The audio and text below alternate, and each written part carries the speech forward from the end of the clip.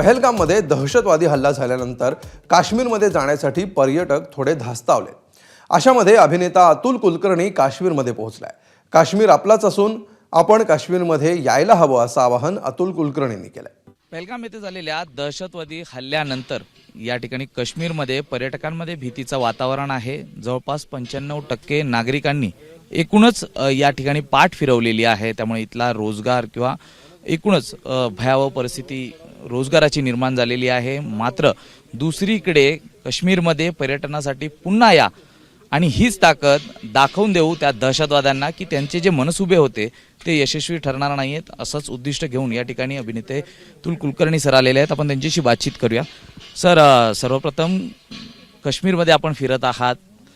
आजपासून जे तुम्ही सोशल मीडियावरती आधी कंटेंट टाकलात, काय यामागचा हेतू होता? 22 तारखेला जे काही घडलं ते अत्यंत उद्विग्न करणारी अशी ती घटना होती. आपण सगळेजण अत्यंत दुःखी आहोत आणि ते सगळं वाचत असताना माझ्या मनात असं आलं की आपण असं काही घडलं की काय करतो.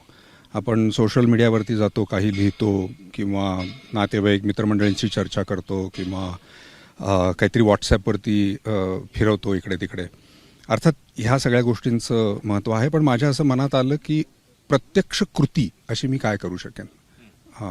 आणि त्याचबरोबर इतर ज्या गोष्टी वाचत होतो, जेव्हा जसं तुम्ही आत्ता म्हणालात की 95% बुकिंग्स जी आहेत ती कॅन्सल झालेली आहेत.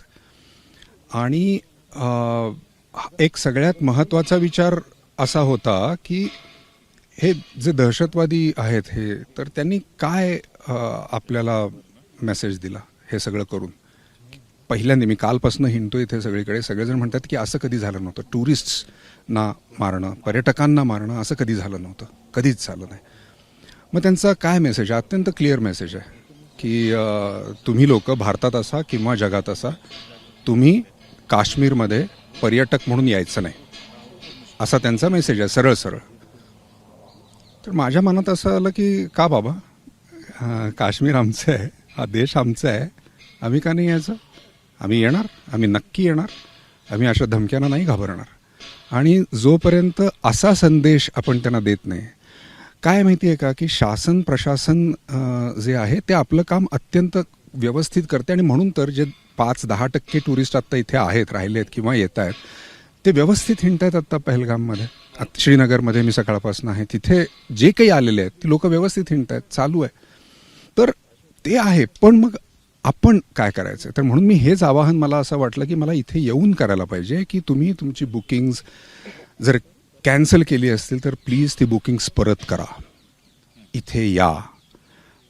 तुम्ही इतर कुठे जाणार असाल, समजा ठरवलं असेल उन्हाळ्याच्या सुट्टीमध्ये, तर ते कॅन्सल करा, पण काश्मीरमध्ये या. कारण काय मी तुम्हाला सांगतो, तुम्ही आत्ता रोजगाराबद्दल बोलत होतात. नक्की रोजगार ही समस्या आहेच, खूप मोठी समस्या आहे. मी कालपासून सगळ्यांशी बोलतो इथे, दुःखात आहेत सगळी लोक.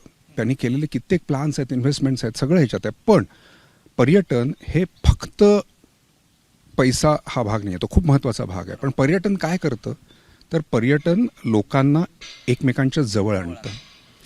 संपूर्ण भारतातनं, जगातनं जेव्हा लोक काश्मीरमध्ये येतात त्यावेळेला संपूर्ण भारतातल्या लोकांना काश्मीरमधली लोक काय आहेत ते कळतं. इथली मेहमान नवाजी जी जगभर फेमस आहे ती काय आहे हे कळतं. इथल्या लोकांना जेव्हा बाहेरनं लोक येतात, कारण मला तमिळनाडूतला एक ग्रुप भेटला, तमिळनाडूमधनं, महाराष्ट्रातनं, गुजरातमधनं, इतर अनेक राज्यामधनं, ओरिसामधनं जेव्हा इथे लोक येतात तेव्हा त्या लोकांची भाषा, त्या लोकांचं राहणं, खाणं, पिणं त्यांना कळतं. जोपर्यंत माणसं एकत्र येत नाहीत आणि एकमेकांशी बोलत नाहीत तोपर्यंत कुठलीही समस्या जगात कधीही मिटलेली नाही. त्यामुळे पर्यटनाचा हा एक अत्यंत महत्त्वाचा भाग आहे, पैशाच्या व्यतिरिक्त, की माणसांना एकत्र आणतं ते. आणि नाहीतर काय होईल माहिती आहे का, आपण जर आलो नाही तर 2-3 गोष्टी होतील. एक तर आपण त्यांचा जो उद्देश होता तो सफल करू दहशतवाद्यांचा, हे अत्यंत महत्त्वाचं. म्हणजे 6 लोक येऊन जर 150 कोटी लोकांना जर धमकावणार असतील आणि जर घाबरणार असतील 150 लोक, तर नाही ना, असं नाही होता कामा. 1 मिनिट, माझं बोलणं संपलं की आपण बोलूया. मी तुम्हाला सांगतो माझं बोलणं संपलं की. हां. तर हे तर चालणार नाही असं आपल्याला करून. तर हे एकत्र येण्यानेच, मला असं वाटतं की प्रेम वाटण्यानीच या समस्या कमी होतील. आणि म्हणून इथे प्रत्येकाने आलं पाहिजे असं मला वाटतं. एक डिस्क्लेमर देतो, कारण आपल्याकडे खूपच फाटे फोडायची बऱ्याच वेळेला सवय असते, काही लोकांना, थोडी लोकात पण असते. माझं इथे कुठलंही शूटिंग नाही आहे, मला इथं कुठल्याही ट्रॅव्हल एजन्सीनी पाठवलेलं नाही आहे, माझा कुठलाही सिनेमा पुढच्या 3-4 महिन्यात येणार नाही आहे की ज्याचं मी पब्लिसिटी करायला इथे आलो आहे, किंवा तुम्ही सगळेजण बघताय माझ्या अवतीभोवती कुठलीही पर्सनल सिक्युरिटी नाही आहे. कारण ह्या सगळ्या शंका लोकांना जर असतील तर त्याही दूर व्हाव्यात म्हणून हे मुद्दाम सांगितलं. विचारा.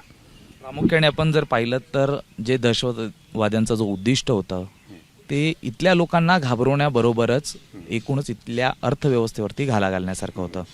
आज दल लेक जर आपण पाहिलं तर 4,000 बोटी आहेत, त्यातल्या मोजून 50-40 चालत आहेत. इथले आम्ही बघतोय दल लेकमधले कर्मचारी उपाशी आहेत. टॅक्सी युनियन 20,000 आहे, 100 गाड्या चालत आहेत. हाऊस बोटिंग आहे, हीच परिस्थिती आहे. इथल्या अर्थव्यवस्थेला खीळ बसलेली आहे. आपण एक मेसेज घेऊन आलेला आहात. चित्रपटातील अनेक अभिनेते असतात, हे फक्त सोशल मीडियावर ट्विट करतायत. त्यांना आपण काय मेसेज देऊ इच्छिता? एक तर हे आपण असं बोलणं बंद करूया, ते फक्त असं करतात वगैरे, कारण प्रत्येकाचं आपापलं काही म्हणणं असतं, तो आपापल्या पद्धतीने वैयक्तिक प्रमाणे करत असतो. आपण असा आरोप नको करूया ते फक्त हे करतात असं. हां, आणि हे मीडियाने जरूर लक्षात ठेवलं पाहिजे, कारण आम्ही सॉफ्ट टार्गेट्स आहोत. तर असं तुम्ही धाडकन म्हणून जाऊ नका. काय माहिती आहे का, की प्रत्येकजण आपापल्या परीने करत असतो त्याला जे काही करायचं, आणि तो प्रत्येकाचा स्वतःचा निर्णय असतो.